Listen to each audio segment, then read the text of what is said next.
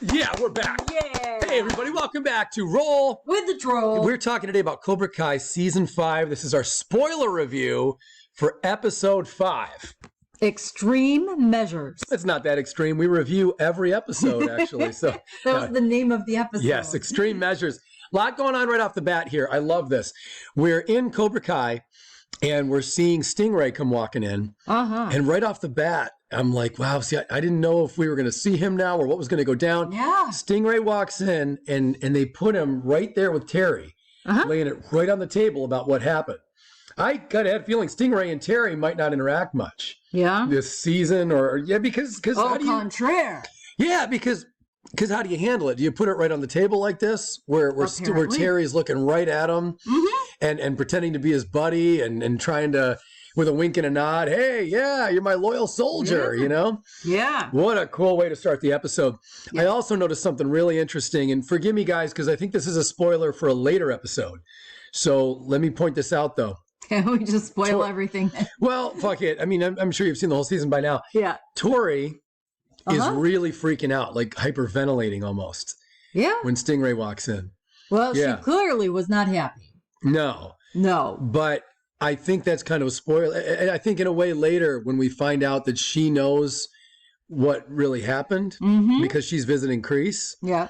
I think that makes this scene particularly interesting, that she is like just having an anxiety attack when he comes walking in and she sees him interacting with Silver like that. Yeah. Really cool opening to the episode. This went on to be one of my favorite episodes of the season. A lot of good stuff. What did you think, Voice of Reason, of all the things that would unfold this episode? This is one of my more favorite episodes out of the entire season, to be honest with you. What did you like about it? Well, we haven't gotten to that point in our discussion yet, but later in the episode, we really see one of my favorite scenes in the entire season between Johnny and Daniel, when Daniel goes to Johnny's apartment to try to re-engage him in this fight, and Daniel is just like this crazed man. And Johnny is suddenly his shirt wasn't even tucked in. The voice of reason. Yeah, Johnny was their voice of reason. And I really felt like, wow, these guys they're getting each other now, and they're forming a bond that I think we've kind of all been rooting for since season 1. So that's one of my reasons for this. This is my favorite episode. Yeah, that's what's amazing about this particular episode. Not only do you get that scene where Johnny greets Daniel, and at the door, Daniel comes in. He's like a lunatic. Yeah. And Daniel steps up. One of the best lines is when he says to Johnny, he goes, was one tournament loss all it take to turn you into a pussy? Yeah. And do I have to kick his ass? Where was that guy? I got to kick his ass to get him back, whatever. Yeah. That was great. Brave. But that scene ended up being really sweet at the end of it. Yeah. And then only a second later, we get something kind of similar with Daniel and Chosen, where Daniel tells Chosen that he should probably just head home and that the war is going to be over. And he says, I'm sorry I wasted your time. Remember that? And then Chosen says, it's never a waste of time to defend MIYAGI-Do. He said, or to help friend. Yeah. That was really sweet. I felt like that was a very, very mirror version of what had just happened with Johnny and Daniel. Yeah, it was a great day all the way around. Well, just until right after that. Yeah, but those two scenes I thought were incredibly well done. Yeah. Just really nice to see Daniel with both his first two enemies. Yeah. Really reaching a point of true. I felt like both of those scenes ended with a real nod that, hey, these guys are real friends now. Yeah, I agree. And then right after that, he went and got his ass kicked by his third enemy. Yeah, Terry Silver. What a shame. Yeah. That was a hard beating to watch. Oh, man, it was brutal. Not just because the fight scene didn't look particularly good. On Machio's fight scenes are either very spot on. Like I think it really worked in season 3 when he had that fight scene with Johnny and at the chop shop. Yeah, guys. That was good. Oddly, that one looked great for Machio. Yeah. It looked really good. It's probably about almost the only one that really looks good. Almost every other fight scene, there's one other somewhere, but almost season 4, I think. But every other fight scene with Machio looks terribly cut and pasted. I get the impression he doesn't really stretch. and that they just have to keep reworking scenes or like, all right, now we'll take them from this angle. And this fight with Terry Silver, although it was really dramatic because of the subject matter, and it was dark and brooding. It really was. It's not believable to me when Daniel does start to get the upper hand a couple of times. It doesn't look real, you know, and when Daniel doesn't block then, when he gets hit, it doesn't look real then either. Just none of it really looks real to me, but that's okay. Very well done fight scene. Look at how much we got in this episode. We got those 2 scenes we talked about with Chosen and with Johnny when they really end in a nice, friendly way. Yeah. Then we get Daniel getting his ass handed to him by Terry. That was a shame. That was sad to watch. It was, yeah. And by the way, at the end of that fight, what I thought was interesting was that once again now the show is getting into life and death territory.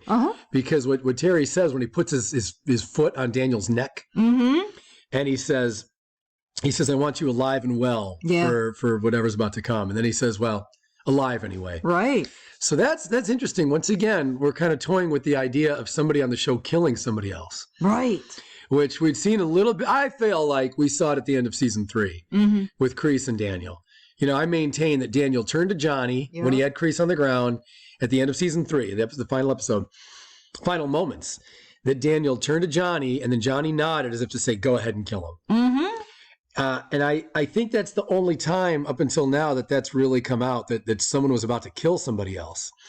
And then here Terry is saying, I want you alive and well. Literally a foot to the neck. Yeah. Oh, that was crazy. Yeah. Now, one fight that happened this episode that I did not care for was Lizzie Ann Rooney, who we first heard about back in the early on in Karate Kid Part 3. Yep.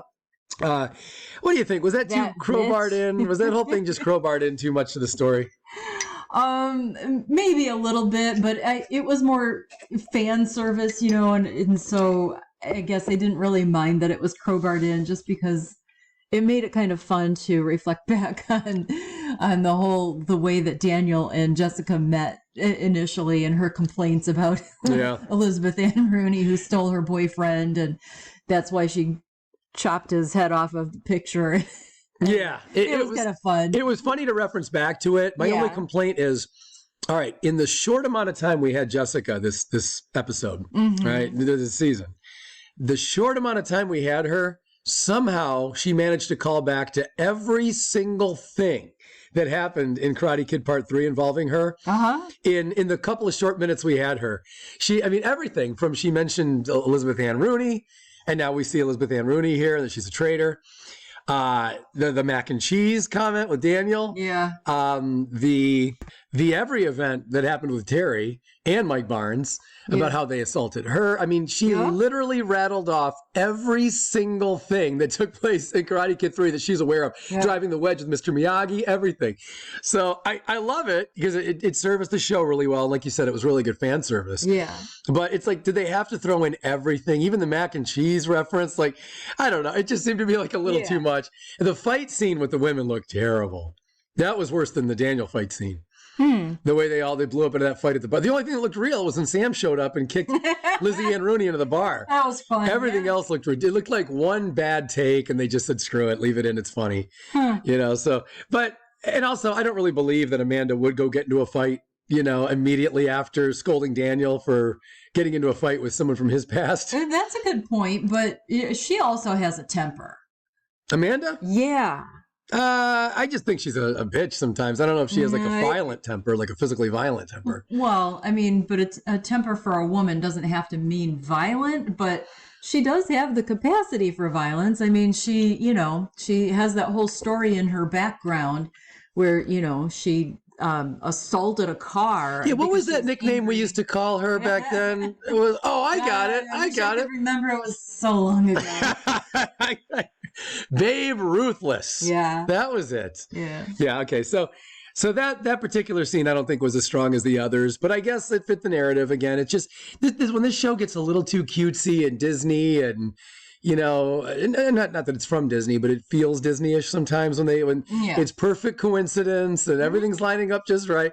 It's a little much for me. This is another reason why I love this episode more than probably all of the others, though, is because it did bring in Jessica, and they crowbarred in a whole lot of history with her in a short amount of time. Yeah. But still, that I'm fine with that because I mean we've been rooting for this character to be brought back in somehow, some way at some point, and here she is. So I loved it when Amanda opened the door and there she was. I was like, yes! Yeah, me too. I love that. I'll tell you what, though. I'll go a little further.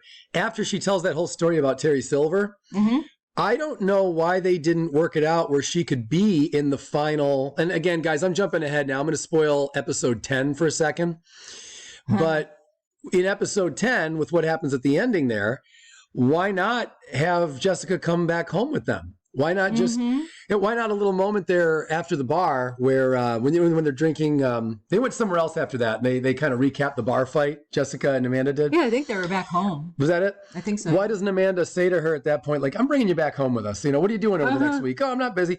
And then she could have been on the rest of the season. And that would have been fun because she would have been there for the final episode.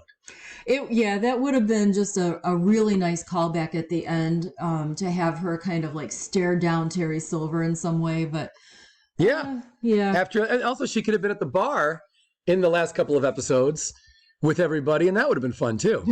You know, I think maybe they, you know, who knows what's going on with her contract and, you know, how much money they'd have to pay her for all those appearances. But I think it just would have really put a nice bow on this great season to just include her from there on out. This was episode 5, I mean. So if you pulled her back in and kept her in most of the episodes till the end, that would have been fun, you know? So that's my only little complaint. If you're going to use her, let's use her up. Let's bring her there. She should have been in episode 10 for sure. Somehow she should have been there in the very end. That would have been too good. Anyway, we have got to talk about the Robbie and Miguel fight, though. Yeah. Wow. Did that kind of come out of nowhere? Kind of, but no, not really. I mean, these two have been at it for like 5 seasons now. So it felt, it worked for me. I liked it. It was a great scene. And it was a nail biter for me because when they took the fight to the upper level of the apartment complex and they were on the balcony, of course, my heart is racing, and I'm like, Johnny, please get up there. Please get up there, you know? I thought it was fun. Yeah, my first thought when they got up there was I get it. Now Miguel is going to kick Robbie off the thing, and then Robbie's going to be in a coma for a season.